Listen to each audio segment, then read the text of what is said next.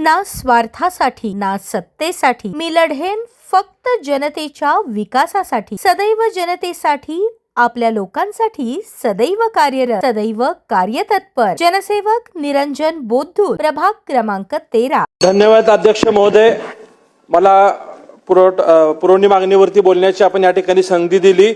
पाणी पुरवठा व स्वच्छता विभागाच्या पूरक मागणी क्रमांक Y2 एकूण बाब क्रमांक 432 पान क्रमांक 301 वर मी या ठिकाणी बोलण्यासाठी उभा आहे। सोलापूर शहराला दररोज पाणी पुरवठा होण्यासाठी मागील वर्षी हिवाळी अधिवेशनात समांतर जलवाहिनीला पूर्ण होण्यासाठी 89 कोटी रुपयाची मागणी मी त्या ठिकाणी केली होती। महाराष्ट्राचे मुख्यमंत्री देवेंद्र फडणवीस साहेब यांनी त्यांच्या 100 दिवसाच्या प्रोग्राममध्ये 89 कोटी रुपये मंजूर करून दिले आणि ती समांतर पाईपलाईन पूर्ण देखील झालेली आहे।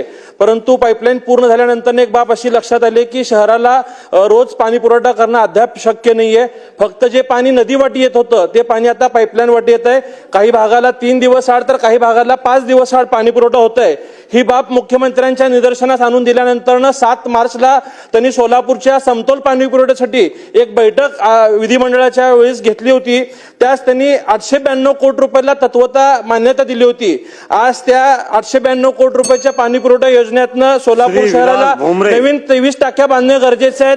त्याचबरोबर पाईपलाईन असतील। अध्यक्ष महोदय, या ठिकाणी संधी दिली त्याबद्दल आपले या ठिकाणी मनापासून आभार व्यक्त करतो।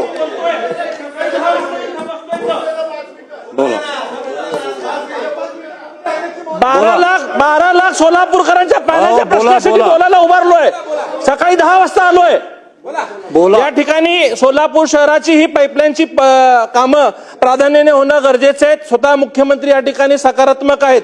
आज सुद्धा आम्ही मुख्यमंत्र्यांना भेटलोय, पालकमंत्र्यांना, आम्ही चीफ सेक्रेटरींना भेटलोय। त्यांनी आम्हाला असं आश्वासित केलंय की या 892 कोटी रुपयाचं टेंडर या 4-8 दिवसात लवकरच काढण्यात येईल। परंतु माझी शासनाला अशी विनंती आहे की प्रथम टप्पा असेल किंवा द्वितीय टप्पा असेल, या दोन्ही टप्प्यासाठी शासनाने निधीची तरतूद या ठिकाणी करावी, जेणेकरून या 892 कोटी रुपयाचं काम वेळेत पूर्ण झाल्यानंतर सोलापूर शहराला रोज पाणी पुरवठा होणार आहे। यासाठी या शासनाने प्रयत्न करावे।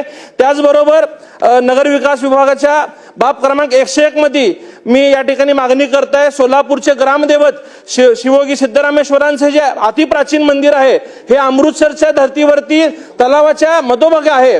हे लोकसहभागातनं 12व्या शतकात स्वतः सिद्धरामेश्वरांनी खोदून काढलेलं तलाव आहे। याच्यासाठी शासनाने 10 कोटी रुपयाचा निधी द्यावे। ईशान्य प्रवेशद्वार जे लक्ष्मी मार्केटच्या परिसरातलं अतिक्रमण काढून हा परिसर व इतर बाबी सुशोभित करण्यासाठी शासनाने 10 कोटी रुपयाची तरतूद यासाठी करावी।